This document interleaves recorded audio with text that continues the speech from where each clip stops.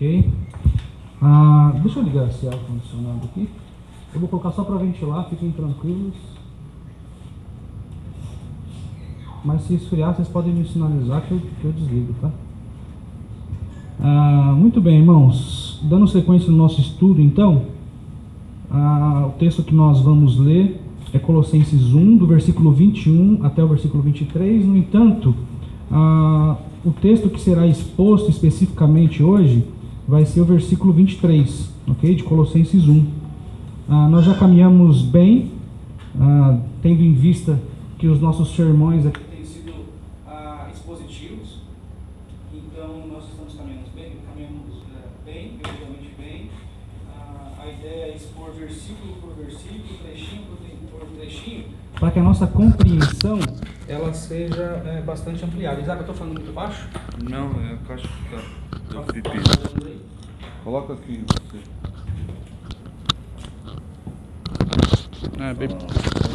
Bem melhor.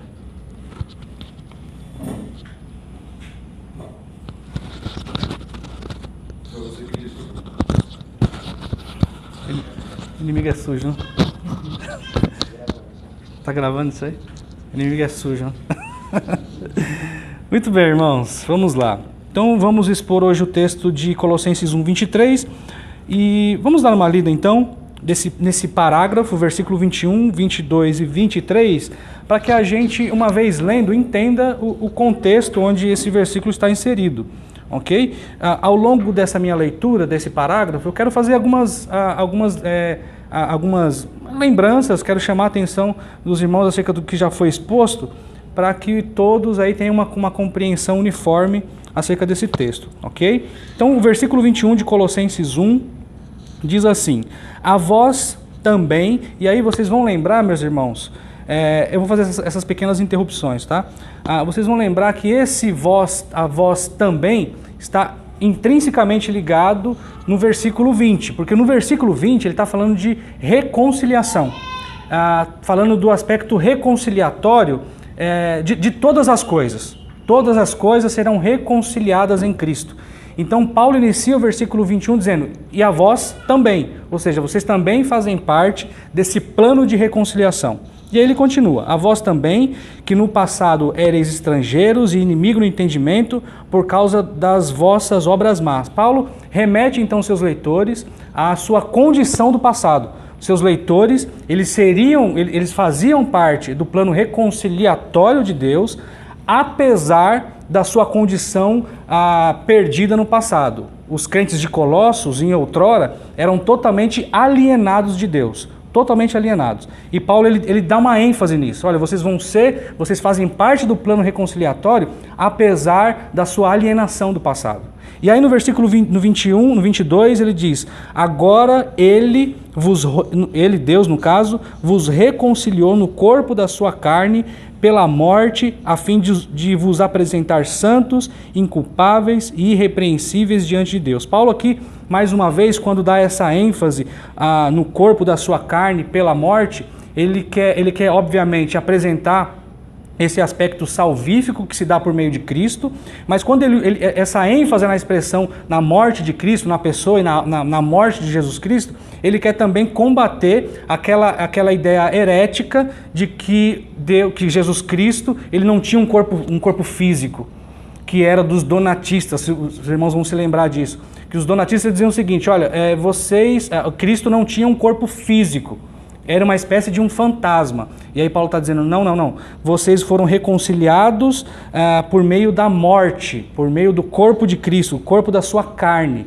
Era algo empírico, era algo palpável. E vocês vão lembrar também que eu fiz uma referência de 1 João 1, que João também combate essa ideia agnóstica com aquelas expressões, aquele que nossos olhos viram, nossas mãos apalparam, ou seja, dando uma ênfase nesse aspecto material do corpo de Cristo. Cristo, ele era um homem de carne e osso e não uma alma penada, como diziam os gnósticos. Ok? Eu disse também que essa ideia de que nós seremos apresentados, que os leitores de Paulo, a igreja de Colossos seria apresentada diante de Deus santos. Essa ideia de santos, ela pode a ser percebida sobre dois aspectos, né? Um aspecto que é quando nós nos tornamos santos no momento em que nós cremos no Senhor Jesus, e existe também a ideia de santificação, que ao longo da nossa vida aqui, até o dia da nossa glorificação, nós seguimos num processo de santificação. É por isso que Paulo chama seus leitores, no versículo 2 desse primeiro capítulo, de santos e fiéis. Porque pode surgir a dúvida de que, poxa, como é que no futuro vou ser apresentado santo, se no versículo 2, Paulo já chama seus leitores de santo? E aí eu disse para vocês acerca dessa diferença. Nós somos santificados no momento em que cremos no Senhor Jesus e seguimos nesse processo de santificação também ao longo de toda a nossa vida. Ok? E aí nós chegamos então no versículo 23. E ao longo dessa minha exposição, irmãos, eu quero que vocês percebam que a fidelidade dos eleitos é demonstrada por meio da perseverança. Então, no versículo 23, eu quero que os irmãos percebam isso, que a fidelidade dos eleitos é demonstrada por meio da perseverança. Nós ainda estamos falando sobre soteriologia, esse tema teológico aí, e os irmãos vão perceber isso ao longo da exposição. Eu vou falar hoje, irmãos, sobre 3 atos de perseverança do crente fiel, ok? E o primeiro ato de perseverança aí do crente fiel encontra-se na parte A desse versículo. O crente fiel persevera no Evangelho. Vamos olhar então o versículo 23 e olha o que diz logo no início. Se é que permaneceis fiéis, se é que permaneceis na fé, fundamentados e firmes. Irmãos, logo no início desse versículo nós temos um pequeno nó para ser desatado. Acompanhem comigo a leitura e eu vou ler a partir do versículo 22 e os irmãos vão perceber esse nó que deve ser desatado. Olha o que diz. Agora, eles vos reconciliou no corpo da sua carne pela morte, a fim de vos apresentar santos, inculpáveis e irrepreensíveis diante dele. E aí vem o nó. Se é que permaneceis na fé, fundamentados e firmes. À primeira vista, meus irmãos, pode parecer que Paulo está atribuindo a salvação às obras. Não é mesmo? Olha o que ele diz. Vocês vão ser... Cristo vos reconciliou e vos apresentará santos, infiéis e culpáveis, se é que vocês vão permanecer na fé mesmo. Parece que, além disso, parece que a perca da salvação é algo possível. Parece que eu posso ser reconciliado com Deus e ainda assim, uma vez reconciliado, eu posso me separar dele. Eu posso me separar de Deus, eu posso perder a minha salvação. Irmãos, se isso for verdade, se essa linha interpretativa estiver correta, nós estamos diante de uma grande contradição. Paulo está diante de uma grande contradição. Olha o que diz Romanos 8, versículo 33 até o 35 e depois o 38 até o versículo 39. Romanos 8, 33 e 35 e depois os versículos 38 e 39. Olha o que diz. Quem fará, isso apóstolo Paulo falando, quem fará acusação contra os escolhidos de Deus? É Deus quem os justifica. Quem os condenará? Foi Cristo Jesus que morreu, e mais, que ressuscitou e está à direita de Deus e também intercede por nós. Quem nos separará do amor de Cristo? Será tribulação, ou angústia, ou perseguição, ou fome, ou nudez, ou perigo, ou espada? Versículo 38. Pois estou convencido de que nem a morte, nem vida, nem anjos, nem demônios, nem o presente, nem o futuro, nem quaisquer poderes, nem altura, nem profundidade, nem qualquer outra coisa na criação será capaz de nos separar do amor de Deus que está em Cristo Jesus, nosso Senhor. Irmãos, com base nesse texto que nós lemos agora de Romanos, nós percebemos que nós somos seguros da nossa salvação. Os eleitos estão seguros da sua salvação, eles não podem perder a sua salvação. Como é que é então que Paulo, em Colossenses 1, 23, ele apresenta, segundo essa linha interpretativa que eu estou apontando aqui, ele apresenta uma possibilidade de perder essa salvação. Se é que, parece que Paulo tem uma dúvida aqui, não é mesmo? se é que vocês vão permanecer na fé. Em João 1:5:1 diz o seguinte: todo aquele que crê que Jesus é o Cristo é nascido de Deus. Para que isso fosse mudado, o pastor Marcos diz o seguinte, que o crente deveria desnascer. Não existe essa possibilidade. Não tem como o crente, uma vez nascido de Deus, desnascer. Não existe essa possibilidade, não tem como isso acontecer. Então, meus irmãos, é por isso que eu estou dizendo que se essa linha interpretativa estiver correta, nós estamos diante de uma grande contradição. Contudo, nós sabemos que os escritos, a palavra de Deus, nos originais ou nos autógrafos, né, assim que se chama os originais, eles não possuem erro e, portanto, não possuem contradição alguma. Então, como é que nós vamos lidar com esse texto do versículo 23, logo no início, com a expressãozinha se é que?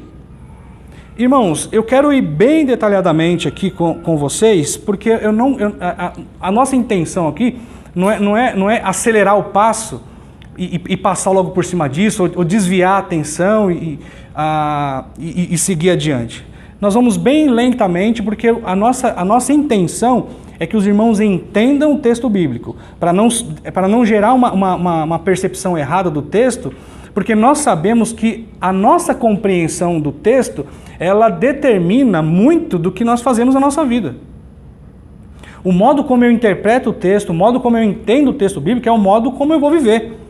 Então, eu quero que os irmãos prestem bastante atenção, porque vai ser uma pregação hoje um pouco mais diferente do que eu estou acostumado, vai ser um pouco mais técnica, mas é importante essa parte técnica aqui para que os irmãos entendam qual a intenção de Paulo quando escreveu o versículo 23. Irmãos, nós devemos levar em consideração, para entender esse texto, dois fatores, ok? Um fator gramatical e um fator teológico. Ok? São dois fatores que nós devemos levar em consideração para entender essa expressãozinha se é que. Ok? Vamos lá. Na língua grega, meus irmãos, e aí pensando agora no fator gramatical do texto, na língua grega há o que os estudiosos chamam de orações condicionais. E as orações condicionais, elas vão de primeira até quarta classe. Então, primeira, segunda, terceira e quarta classe. O texto que nós estamos estudando diz respeito a uma oração condicional. Nós estamos diante realmente de uma condição. Ok? No entanto, essa oração condicional, ela diz respeito à classe primeira, a primeira classe. Ok? E o que o texto nos diz quando nós lidamos com uma oração condicional da primeira classe? Quando o apóstolo Paulo escreveu isso, ele não tinha em mente ele não estava com dúvida. É isso que a oração condicional de primeira classe diz, é a certeza do que se diz. Eu tenho certeza, eu tenho convicção. Paulo não estava hesitante.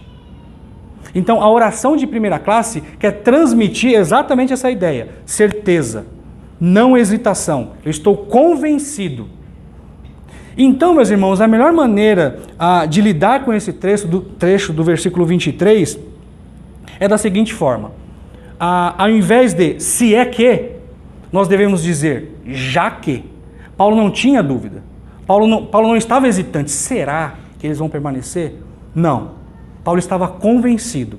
Portanto, a expressão melhor não é se é que. A expressão melhor é já que permaneceis fiéis, fundamentados e firmes. Mas os irmãos podem falar, poxa, Robson, como assim? Como me mostra realmente que Paulo estava convencido acerca da condição espiritual dos seus leitores. Irmãos, ao longo de toda a carta de Paulo aos Colossenses, nós podemos perceber isso. Acompanhem comigo aí na sua Bíblia, em Colossenses, o versículo 2 do capítulo 1. Isaac, você pode me passar essa água, por favor? Obrigado. Deixa eu só dar um golinho aqui. Muito bem. Nós estamos falando, então, acerca da convicção de Paulo, acerca da condição espiritual dos seus leitores. E olha o que ele diz no versículo 2. No versículo 2, ele diz, aos santos e fiéis irmãos. Paulo então está se referindo aos leitores da igreja de Colossos como fiéis, como santos e fiéis. Um incrédulo, ele não pode ser santo e fiel. Vocês lembram que eu disse que a condição para eu ser santo é que eu creia no Senhor Jesus. Então, para que eu seja um santo, para que eu seja considerado diante de Deus alguém santo, eu preciso crer. Eu preciso crer no Senhor Jesus. Então, Paulo diz aos santos e fiéis. Paulo sabia que aqueles irmãos da igreja de Colossos, em algum momento, haviam crido no Senhor Jesus. E ele continua, no versículo 4, ele fala da fé da igreja de Colossos, dos leitores ou dos colossenses, a fé que eles tinham em Jesus Cristo. No versículo 4, desde que ouvimos falar da vossa fé em Cristo Jesus. Os leitores de os leitores da igreja de Colossos criam no Senhor Jesus. E mais, no versículo 6, ele fala que o evangelho frutifica entre os crentes de Colossos. Assim como em todo mundo, Paulo usa essa expressão, não é mesmo? Que chegou a vós e também está em todo mundo frutificando. O evangelho que produz fruto, ele só produz fruto na vida dos crentes. Não há produção de frutos na vida de quem não crê no evangelho. Ok? Vocês estão acompanhando o meu raciocínio aqui? Ok. Versículo 13. Fala que os crentes da igreja de Colossos foram tirados do domínio das trevas e transportados para o reino da luz. Isso só acontece com o crente, meus irmãos. Isso só acontece com o crente. Lembre-se, eu estou falando aqui que Paulo tinha convicção, plena certeza da condição espiritual dos seus leitores. No capítulo 2, versículo 5 e versículo 7, esse aqui eu quero ler inteiro. Olha o que diz. Colossenses 2, versículo 5 até o versículo 7. Olha o que diz. Pois ainda que meu corpo esteja ausente, estou convosco em espírito, alegrando-me ao ver a vossa ordem e a firmeza da vossa fé em Cristo. Eles estavam firmes, convictos, eles estavam firmes na fé em Jesus Cristo. Portanto, assim como recebestes a Cristo, percebam, os leitores de Paulo haviam recebido, Paulo está declarando aqui, vocês receberam Jesus Cristo, o Senhor, também andai nele, arraigados e edificados nele e confirmados na fé, como fostes ensinados, sempre cheios de ações de graça. E não para por aqui, irmãos. No próprio capítulo 2, existe uma série de apontamentos que nos demonstram que Paulo tinha convicção da situação espiritual dos seus leitores. Capítulo 3, versículo 3, diz que os crentes foram ressuscitados em Cristo. Os colossenses haviam sido ressuscitados em Cristo Jesus. E o próprio contexto imediato da passagem que nós estamos lendo, que é o versículo 22, diz assim: agora ele vos reconciliou. Deus havia reconciliado os colossenses e, portanto, irmãos, Paulo estava convicto, ele tinha certeza da condição espiritual dos seus leitores. Então, quando nós lemos a expressãozinha se é que, levando em consideração que nós estamos falando de uma condicional, de uma oração condicional de primeira classe, nós chegamos à conclusão de que Paulo não tinha dúvida e que, portanto, Paulo tinha convicção. Paulo tinha convicção da situação espiritual dos seus leitores. Então ele diz, já que. A melhor palavra, a melhor maneira de olhar para esse texto é usando essa expressãozinha. Já que permaneceis fiéis, fundamentados e firmes, sem vos afastar da esperança do evangelho que ouvistes e que foi pregado a toda criatura debaixo do céu, do qual eu, Paulo, me tornei ministro. Isso está fazendo sentido para vocês? Nós estamos ainda no argumento gramatical, ok? Nós ainda estamos no argumento gramatical. Isso está fazendo sentido para vocês, meus irmãos? Vocês estão acompanhando o meu raciocínio aqui? Isso é muito importante. Então, nós vemos aqui, com base no que eu acabei de dizer, que não há espaço para dúvida. Paulo não tinha dúvida acerca da condição espiritual dos seus leitores. O texto aqui não está falando de perca de salvação. Muito pelo contrário, Paulo tinha certeza da salvação dos seus leitores. O requisito para a salvação dos seus leitores havia sido preenchido. Eles foram reconciliados e tinham fé, já que permaneceis na fé. Eles tinham fé no Senhor Jesus. Muito bem, meus irmãos, esse então é o argumento gramatical. Esse é o argumento gramatical. E qual então é o fator teológico, o argumento teológico a favor desse texto? Existe na teologia algo que se chama perseverança, principalmente voltado para a parte soteriológica, né, que é onde nós estamos estudando, que é a perseverança dos santos, também chamado de preservação dos santos. Ok? A doutrina da perseverança ou da preservação dos santos afirma que aqueles que Deus elegeu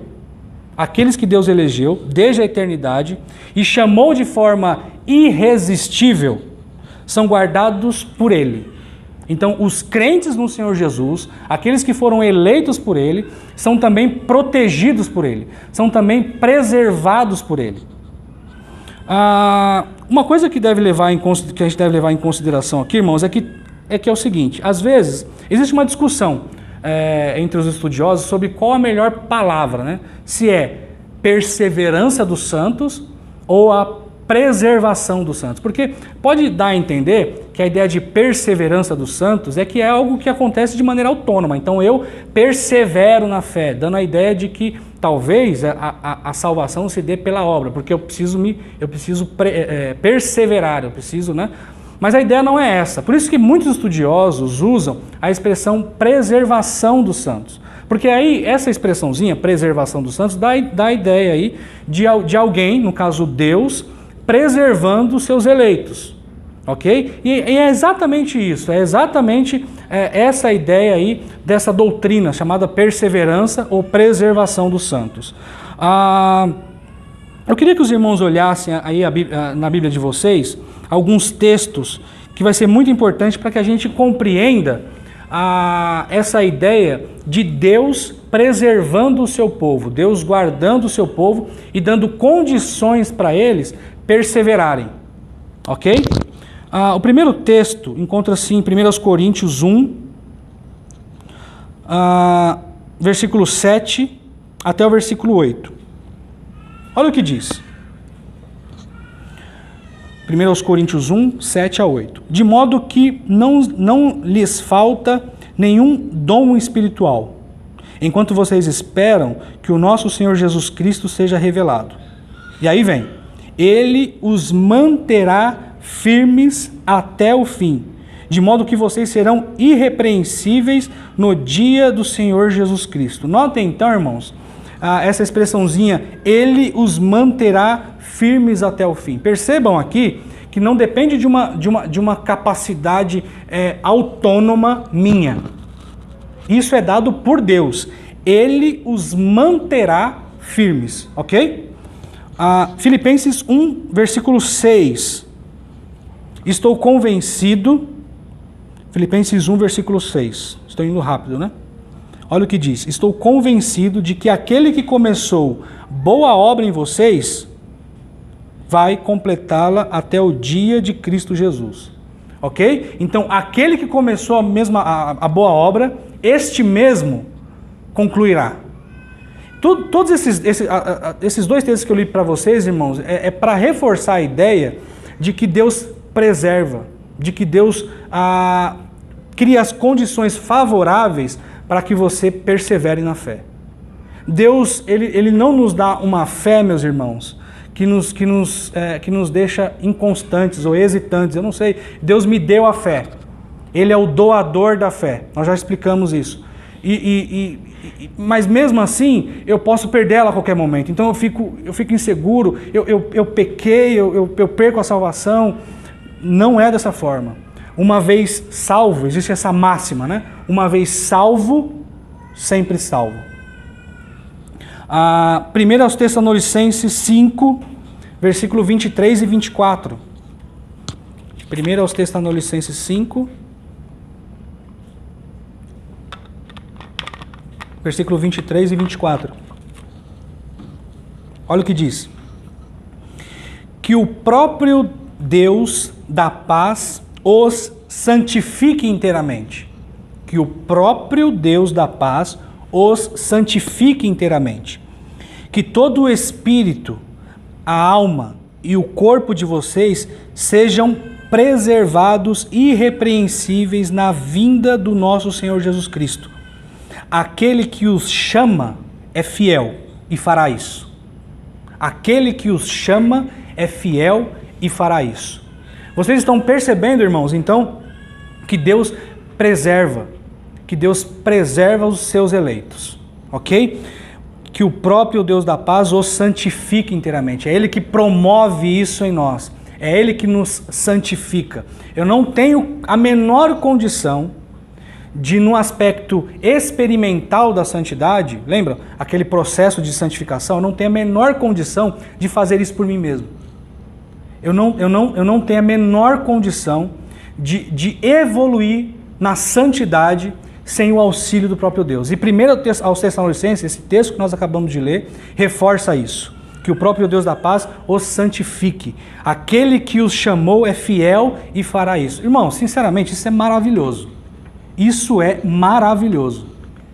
Porque isso desmistifica aquela ideia de que eu posso perder a salvação e me colocar numa situação, já que eu perco a salvação, de instabilidade, de insegurança, de medo. É muito comum nós conversarmos com alguns irmãos que têm essa mentalidade aqui, e esses irmãos vivem inseguros, vivem com medo, vivem aprisionados. Portanto, irmãos, compreender esse texto é importante para a nossa maturidade e para a nossa maneira de viver. O modo que um salvo seguro da sua salvação vive é diferente de qualquer outra pessoa que crê diferente disso. É totalmente diferente. Aquele que nos chamou é fiel e promoverá a santidade em nossa vida. Isso é espetacular, isso é maravilhoso, irmãos. Isso é segurança da salvação. Isso é segurança da salvação. Permitam-me ler mais um texto para que isso esteja bastante arraigado no coração de vocês. 1 de Pedro 5, versículo 10. 1 de Pedro 5, versículo 10. Olha o que diz. O Deus de toda a graça, que os chamou para a sua glória eterna em Cristo Jesus, depois de terem sofrido durante um pouco de tempo, os restaurará, os confirmará, lhes dará força e os porá sobre firmes alicerces. Esse é o Deus que nós cremos, meus irmãos. Esse é o Deus da Bíblia, esse é o Deus da Escritura, que preserva os seus santos.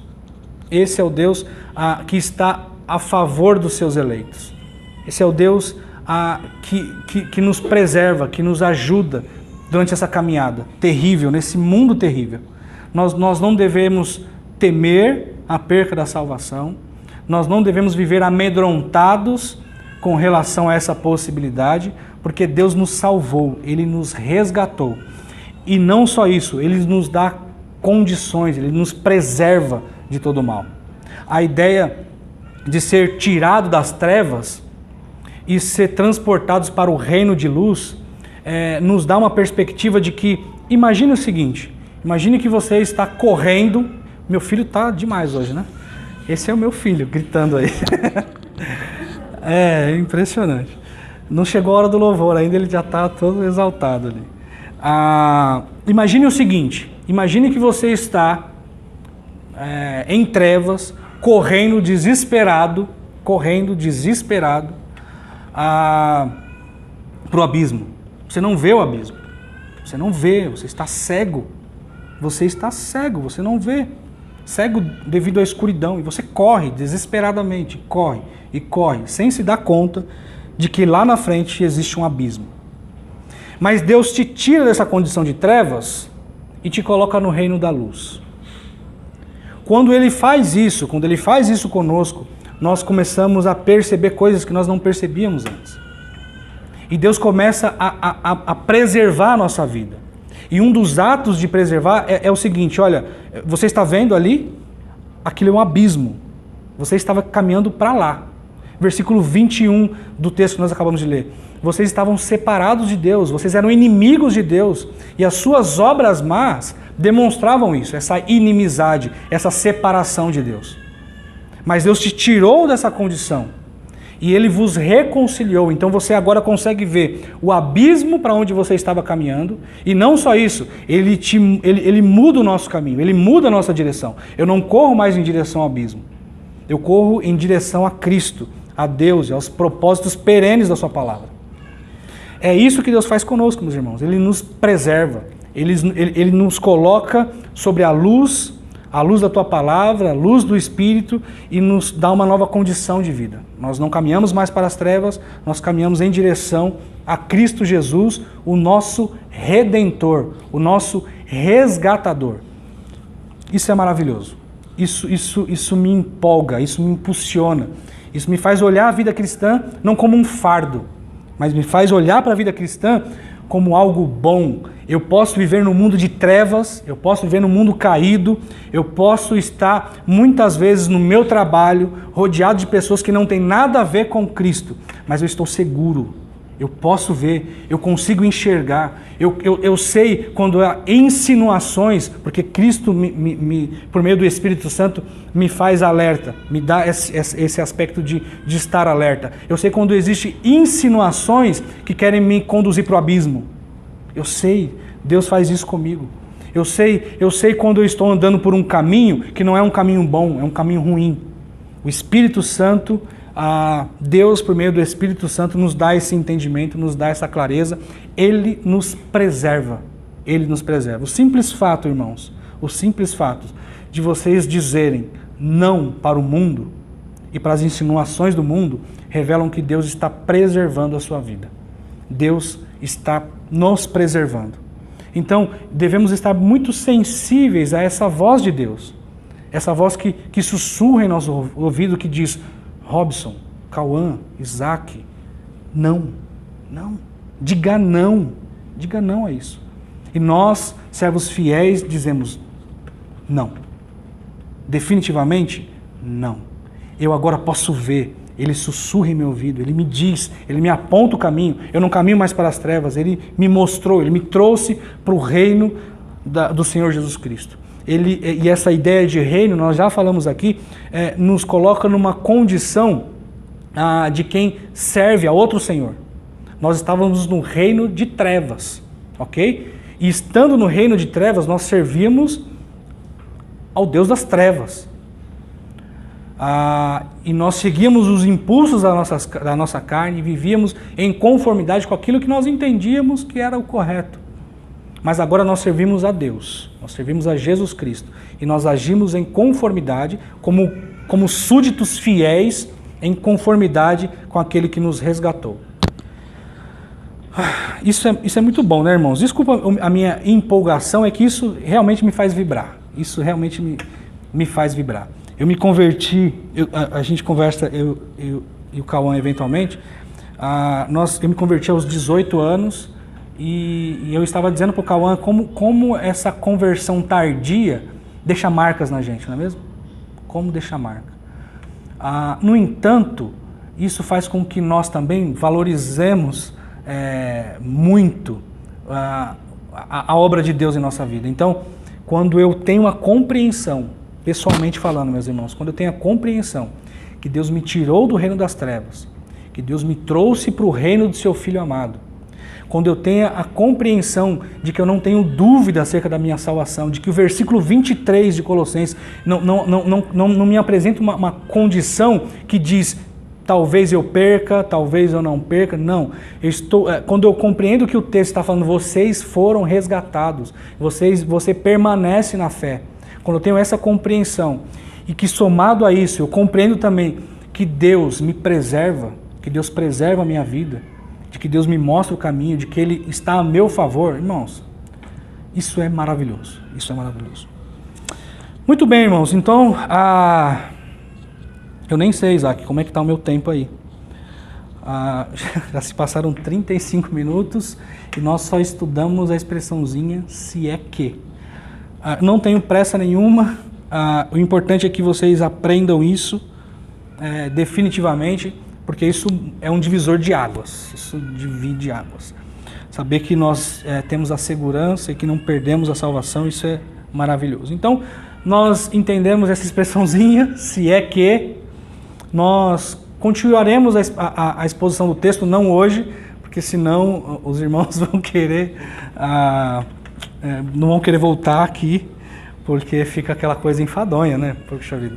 Mas eu quero finalizar com uma pequena aplicação acerca desse trecho que nós estudamos. E na semana que vem, meus irmãos, nós daremos continuidade. Vocês não podem perder. Ficou aqui com aquele gostinho. Então, o que vem a seguir?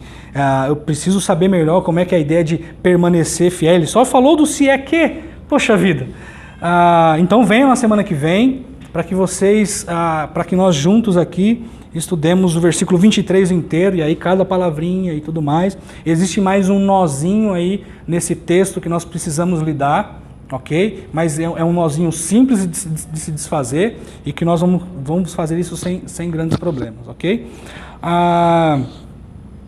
Deixa eu só ler eu anotei uma coisa aqui interessante, irmãos, ainda falando sobre essa ideia da ideia da segurança da salvação. Existia uma máxima na época da Reforma, e que eu achei muito legal, muito interessante frisar para vocês, porque muitas vezes nós lidamos com pessoas, ou com história de algumas pessoas, que falam assim, olha, ele era tão fiel, tão firme, e ele apostatou da fé. E ele declaradamente diz que não tem nada a ver com Cristo, que não acredita em Cristo, que Cristo foi só um grande líder. Existem casos assim, não é mesmo?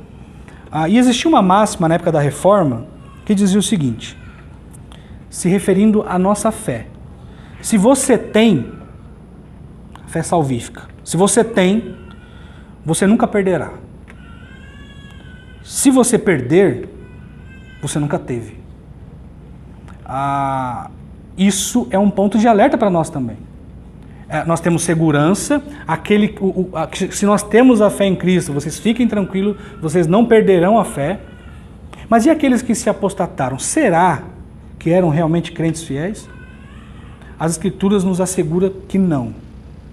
Eu vou ler só mais um texto em 1 de João 2,19, que fala acerca dessas pessoas aí, dessas pessoas que faziam parte do mesmo meio e que aparentemente professavam a mesma fé, mas que na verdade não eram crentes.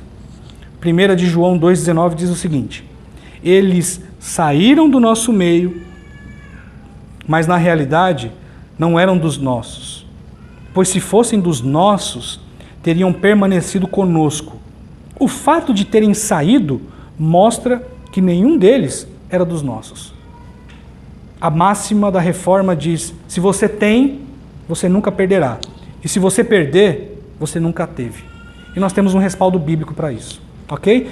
Irmãos, vamos partir então para a aplicação. Isaac, se você puder partir direto para a aplicação. É algo breve que eu quero ler com vocês, que diz o seguinte. O eleito está sob um novo senhorio. O fato de ter recebido a salvação não faz dele alguém distante dos padrões de Deus. Pelo contrário, a resposta de quem recebeu tão grande bênção deve ser uma vida dedicada ao Senhor. E aqui, meus irmãos, eu estou pensando na ideia de Romanos 6. Vamos dar uma olhadinha rapidamente em Romanos 6?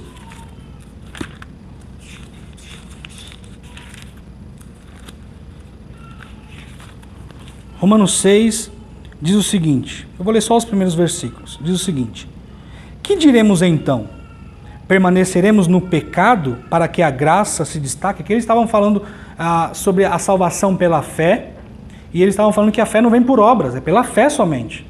E aí, Paulo, usando esse artifício de fazer perguntas para ele mesmo responder, ele diz o seguinte, que diremos então, já que a salvação é pela fé e não por obras? Permaneceremos no pecado para que a graça se destaque? Porque se Deus é glorificado a partir dessa preservação, ok? Porque Deus é glorificado por meio dessa preservação dos santos, não é mesmo? Quando Deus me preserva, Ele é glorificado. Nós glorificamos a Deus por isso, não é mesmo? Então nós devemos continuar no pecado insistentemente para que a graça superabunde? E aí Paulo diz, de modo nenhum. De maneira nenhuma, em hipótese nenhuma. Nós que morremos para o pecado, como ainda viveremos nele? Como ainda? Se eu morri para o pecado, como é que eu vou voltar para ele? Eu não vivo mais para o pecado, eu vivo para Deus. Como é que eu posso, uma vez que a minha visão ela foi restabelecida e que agora eu consigo ver a claridade, como é que posso eu, andando na luz, correr para o abismo, aquele abismo que eu me referi agora há pouco? Como é que pode isso? Existe uma impossibilidade. Ou ignorais que todos nós que fomos batizados em Cristo Jesus, fomos batizados na sua morte. Portanto, fomos sepultados com ele na morte, pelo batismo, para que, como Cristo foi ressuscitado dentre os mortos pela glória do Pai, assim andemos também em novidade de vida. A salvação é pela fé, pela graça. Nós temos isso de maneira gratuita. No entanto, isso não nos desobriga a ter uma vida dedicada a Deus. Ok? Continuando. Devemos avaliar nossa conduta. Devemos analisar nossa conduta. Aquele que se diz crente e vive obstinadamente na prática do pecado, que acha que a sua conduta pecaminosa, acha que a sua conduta pecaminosa é algo normal, e não demonstra qualquer sinal de arrependimento, talvez nunca tenha sido um crente verdadeiro. É muito comum hoje as pessoas dizerem sou crente, mas vivem uma vida totalmente desleixada, não demonstrando nenhum arrependimento, são obstinados nas suas práticas pecaminosas. Talvez essa pessoa nunca tenha experimentado a fé salvadora, a fé que resgata, porque essa fé, ela nos transforma, ela nos muda. Somente mais um texto, irmãos, eu não coloquei aí, mas eu queria que vocês dessem uma olhada em João.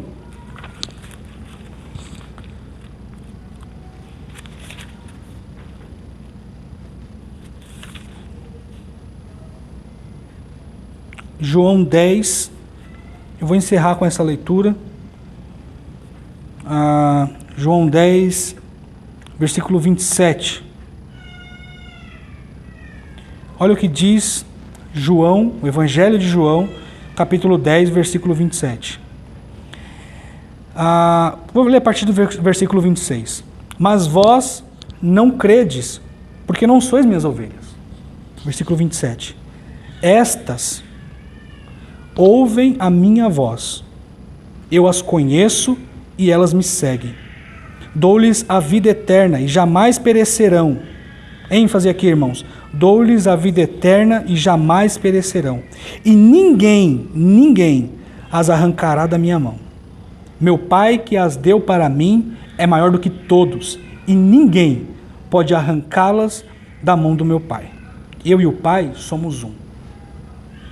E a pergunta que eu quero deixar para vocês é: você ouve a voz do grande pastor?